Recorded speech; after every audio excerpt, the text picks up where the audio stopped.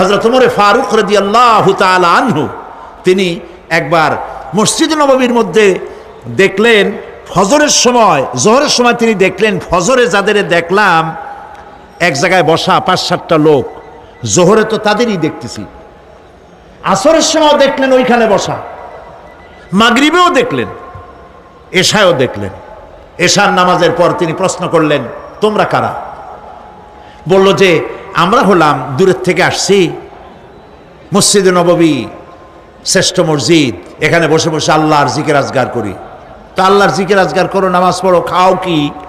কাজে কিছু লোক আছে ওরা মেহেরবানি করে রান্না করে আনিয়া আমাদের খাওয়াইয়া যায়। হযরত ওমর ফারুক রাদিয়াল্লাহু তাআলা আনহু বললেন, তাহলে তো তোমার চাইতে, তোমরা যে কয়জন এখানে বসে ইবাদত করো, তোমাদের চাইতে ওই ব্যক্তি অনেক উত্তম যে নিজে রুজি কামাই করে তোমাদের খাওয়ায় যায়, তোমরা তো অলস। শুনে রাখো, নামাজের সময় ছাড়া আগামীকাল এই জায়গায় যদি বসা দেখি, ব্যাট মারে বাইর করে দেবো মসজিদ নববী থেকে।